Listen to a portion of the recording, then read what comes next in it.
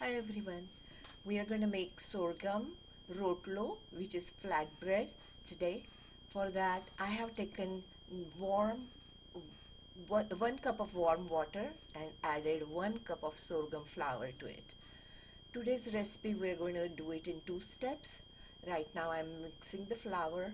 It is kind of on the dry side, but that's exactly how we need it. So we mix it this way, cover it, and set it aside for 10 minutes.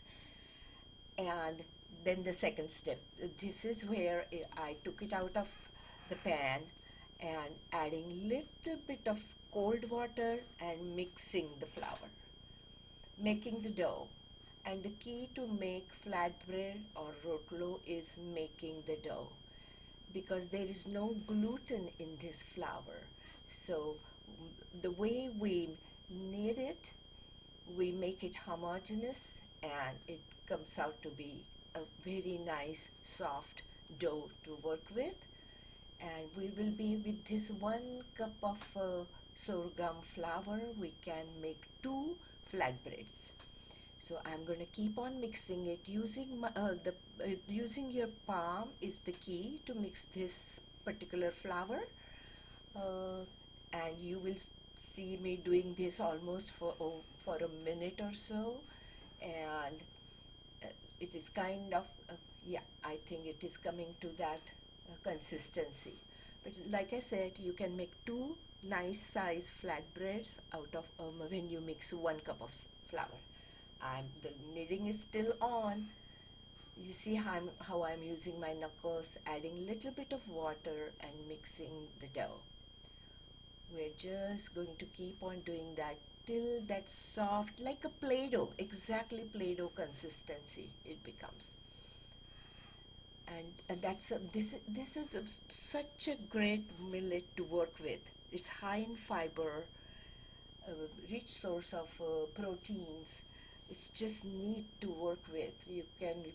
Whatever, for all our baking needs, we can use this flour. All right, so my dough is ready and I'm getting my griddle. I'm going to use dry sorghum flour to roll my this patty. Before rolling, I kind of flatten it, put a little bit of dry flour, and just spread it a little bit. Meanwhile, while you are doing that, uh, the griddle is getting hot. So that's another thing. That griddle needs to be pretty hot. Now I'm going to roll this, and because our consistency was right, like a Play-Doh, rolling is very easy. And it is not sticking to the board. At the same time, the ends are not breaking. It's just right. That consistency dough is perfect. 1/8 inch, and I might wait a little bit longer for my griddle to reach that temperature. Meanwhile, I'm just going over my rotlo to make sure there are not thick areas there, because we will be putting it on the griddle, and when one side is done, then we put it right on the flame, and then it puffs up just like a puff. So there we go. It's ready to go on the griddle. Each side takes almost a minute. So it's a little bit of slow process, but outcome is great.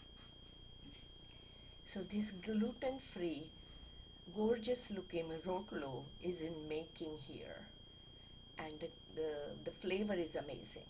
It has like nice, mild, sweet flavor. You can just use it on um, while making most of the cookies, breads, um, even crepes. Sometimes I make a crepe with it. So this is very healthy, and it has antioxidants, and it has anti-inflammatory my word, I am using my hand. If you are not comfortable, you can use a spatula. This is, one side is done. Now we are waiting for the other side. Again, it will take almost a minute because of the thickness of it. It will have nice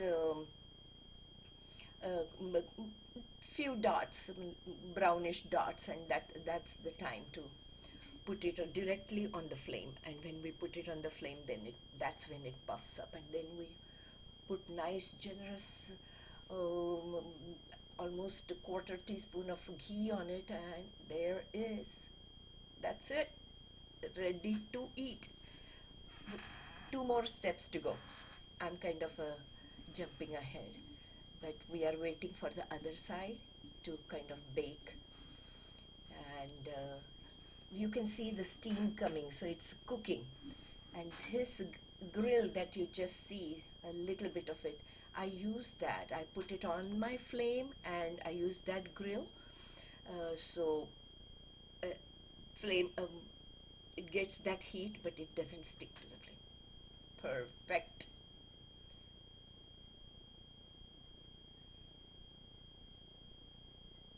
There you go. I just move it, and this is the other side, and slowly, because of the thickness, it takes time. The moisture, a lot of moisture is there, but it puffs up. And when it puffs up, that's when it is done. There is no raw dough left in there. That is when your rotlo puffs up. If it is wettish inside, it does not. So it separates when it is done. So that's a telltale sign. See how it puffed up? Almost there. It's a little bit of like a 5-7 minutes process, but outcome is amazing, and all the qualities this grain has to offer is just amazing. It's an ancient grain, and oh my goodness, I love the way it's puffing up. Yes, those are that color is perfect. That means it's not burnt, it's not raw, and there is that ghee, and it is done. Looks yummy. I'm sure you had fun watching it, and you will have more fun making it. Let's do it. Bye.